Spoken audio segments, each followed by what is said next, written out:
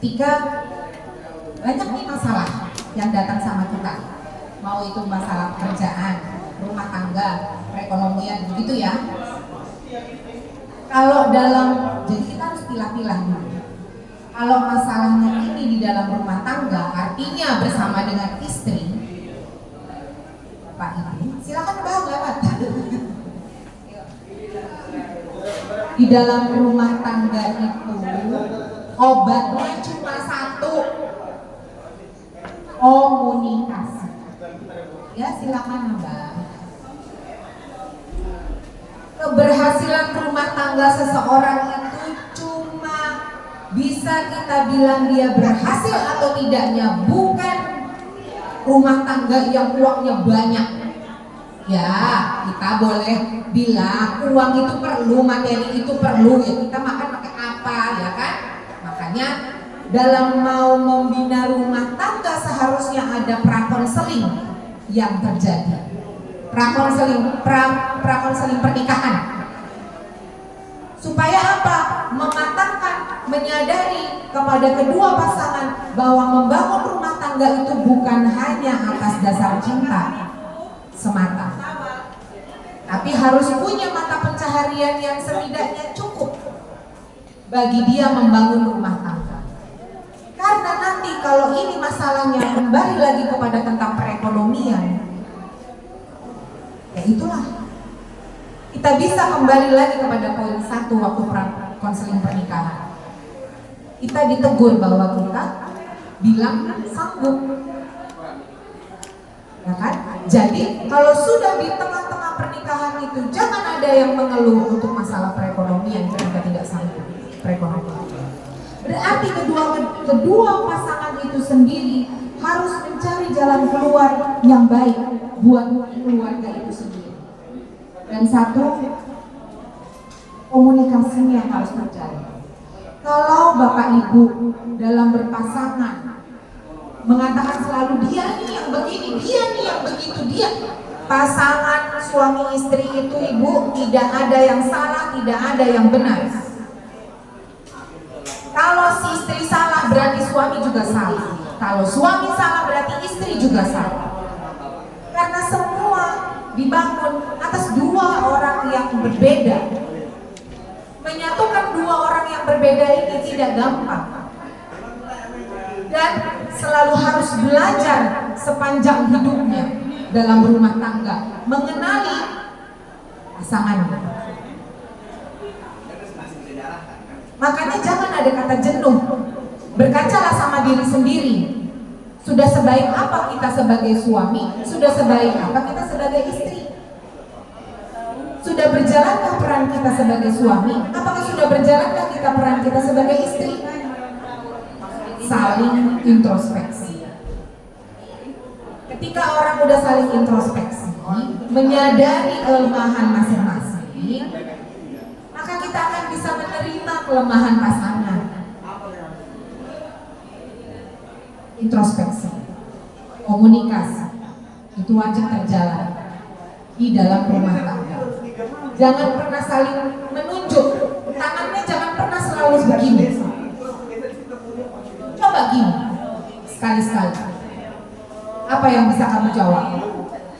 Coba buat daftar list apa kelemahan kita yang kita punya dan apa kelebihan yang kita punya. Coba aja buat listnya. Ajak pasangan membuat list apa kelemahanku, apa kelebihanku.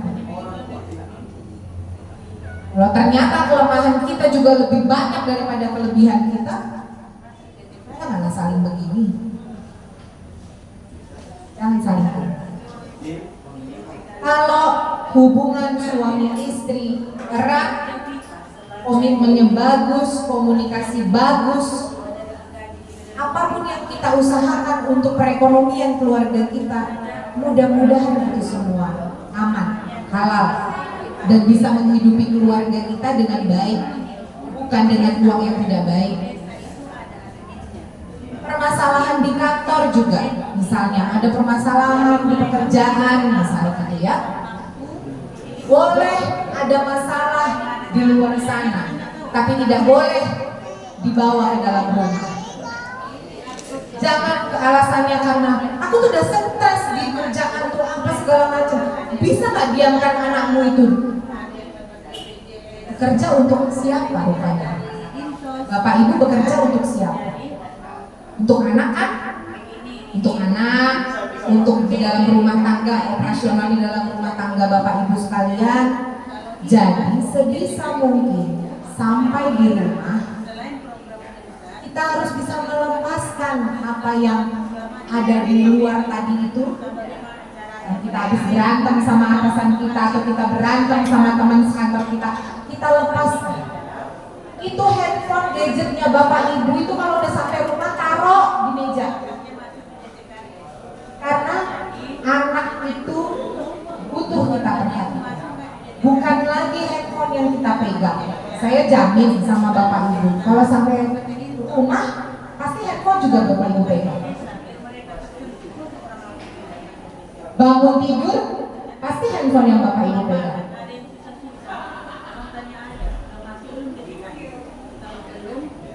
Kalau bapak ibu misalnya di dalam hati, Allah si ibu juga pasti gitu, enggak. Saya enggak menerapkan itu sama anak-anak saya di rumah. Enggak. Makanya kalau misalnya mungkin menghubungi saya di jam-jam setelah kantor atau setelah berarti saya udah di rumah ya, saya enggak akan pernah bisa ngangkat telepon. Karena setiap kali saya keluarin handphone, mama aja boleh megang. Begitulah akhirnya anak saya mengatakannya. Nah, terapkan seperti itu supaya anak-anak kita juga jangan melulu gadget aja. Karena gini, sudah banyak loh kasusnya. Sudah banyak loh kasusnya anak-anak kita itu kalau udah kecanduan ini masalah emosional lagi. Anak kita kayak gampang tantrum, kayak nggak bisa dibilangin, kayak nggak bisa lepas dari handphone, disuruh main keluar aja kayaknya cuma beberapa menit terus masuk lagi gitu karena otaknya udah pikirannya ke situ lagi gitu, mau lihat handphone. Nah, jadi anak kita mau anak yang seperti apa itu bentukannya bapak ibu lah. Kalau bapak ibu bisa membatasi itu dan bisa membatasi itu, membuat anak punya aktivitas yang harusnya aktivitas anak-anak sepada usianya, ya bapak ibu bisa membentuk anak bapak ibu menjadi lebih baik. Kalau kita ada kerja keras untuk membentuk sesuatu, alhasil kita juga pasti mendapatkan hasil yang kita sesuai, kita inginkan, sesuai dengan yang kita inginkan. Jadi ingat aja, di dalam masalah, apapun itu masalahnya dengan siapapun itu masalahnya satu, komunikasi. Kedua, terkoordinir, buat mana masalah yang sifatnya urgensi harus diselesaikan saat ini juga. Buat, catat kalau perlu. Oh saya kayaknya masalah tentang sini ini lebih utama nih, harus didulukan ini masalah tentang sini. Buat itu nomor satu. Jadi bapak ibu gak gini, aku masih ada ini, terus mau ada ini lagi, kayak ini, aduh gimana, aduh gimana itu nggak menyelesaikan masalah. Alhasil jadinya nggak tahu apa yang bapak ibu mau kerjakan terlebih dahulu, nggak tahu. Makanya koordinir lah, terorganisasi, ditulis satu apa dua apa tiga.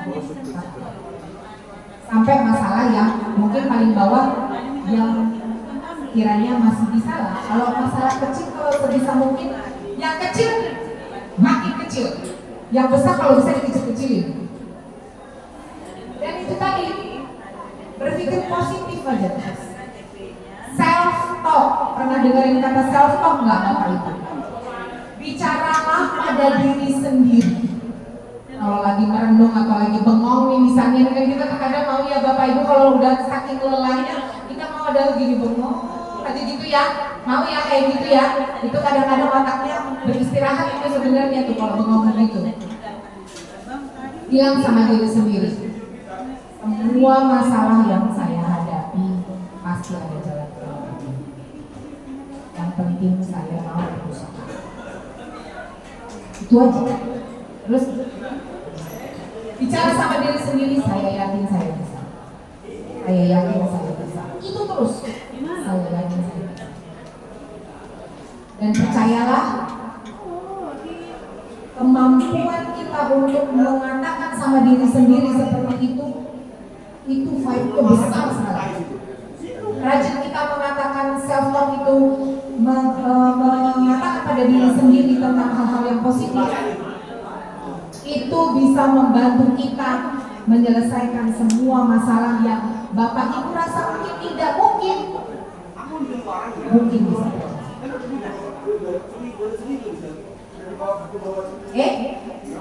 Baik Bapak Ibu, sudah masuk fight positifnya ya hari ini. Ya, ada lagi?